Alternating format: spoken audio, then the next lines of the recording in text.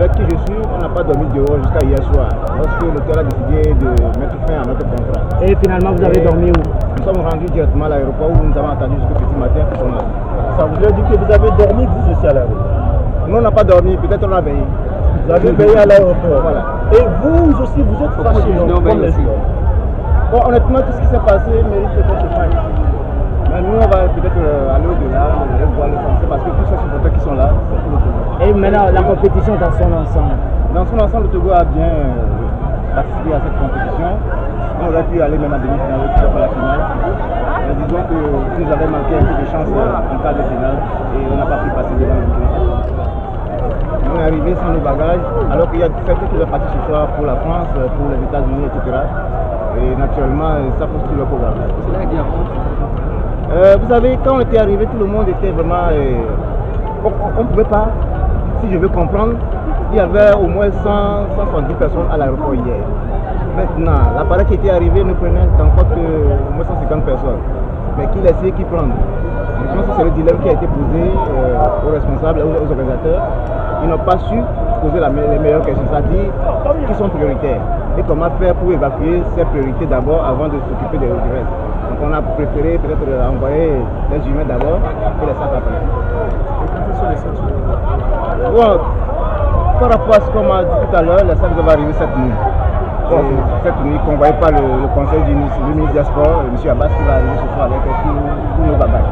Et ça peut arriver avant que malheureusement, non, cette doit partir à 20h. Voilà. Si on peut aller le plus mieux possible, on la prépare au mieux possible. Donc, on va déjà savourer le fait qu'on ait réussi l'objectif principal, qui est de passer le premier tour. Et puis après, je pense qu'on aura le temps de revenir sur l'organisation qui est l'éternel talon d'Achille. Donc voilà, vous êtes arrivé au pays avec le lundi, on a repris. Finalement, vous êtes arrivé. Mais déçu, très déçu de ce point de vue, mais comme je l'ai dit, on ne va pas faire ombrage à l'objectif principal qui est la qualification. Pour le reste, je crois qu'on a tout le temps, et si on en est capable, eh bien on va faire le diagnostic des faiblesses de l'organisation pour qu'on puisse en tirer les leçons. Mais pour l'essentiel, savourons l'objectif principal qui est celui de passer au premier tour après quand même 7 participations. Pour le Togo n'a jamais réussi à passer au premier tour. Il paraît que les gens ont dormi dehors. Ben, nous avons dormi dans les halls. On a squatté des halls de 2 aéroports en 3 jours. On ne s'est pas lavé pendant 3 jours.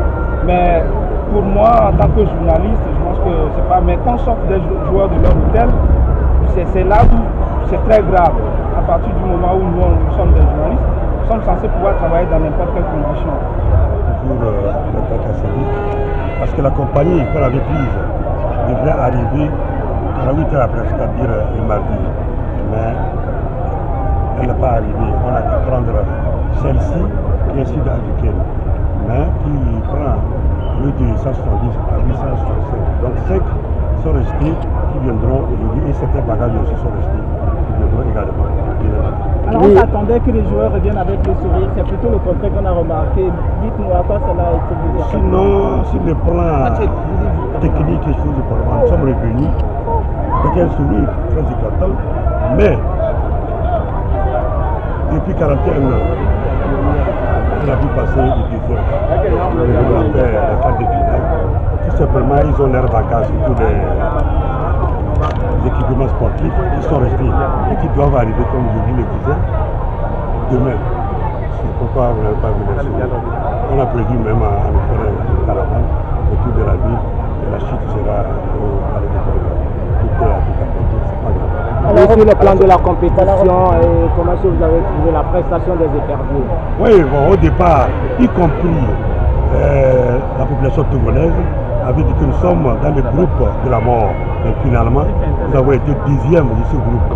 Et les gens qu'on croyait qui étaient forts sont tellement écartés aussi. Est-ce qu'on n'aurait pas pu faire mieux? Qu'est-ce qui explique ce retard de votre retour au pays? C'est ce qu'il disait. D'après les règlements de la CAF, si vous êtes éliminé, vous avez 48 heures pour retourner. Mais également, on a dû prendre une compagnie qui n'est pas sud-africaine. Donc, il n'y a pas eu la vie nécessaire technique pour atterrir ici. C'est ça qui a fait le coup. Et là, demain, on a dû chercher une autre compagnie. Ce qu'il disait tout à l'heure, c'est celle-là qui nous a menés, mais qui est vraiment petit. L'avion est très petit, on ne peut pas prendre tous les Togolais. On a dit au moins dépêcher pour que les joueurs soient à la partie et les bagages des joueurs. Mais finalement, certains bagages sont restés. Et il va falloir que pour les prochaines échéances qu'on se réveille tôt et qu'on essaie de planifier tout ce qui devrait être fait. Quand on va en compétition internationale, il faut s'attendre à ce qu'on gagne ou on perde. Et quand on perd, on quitte, disons, rapidement. On a 48 heures pour quitter. Et tout doit être planifié à l'avance. On doit pouvoir réserver des vols sans les confirmer à l'avance.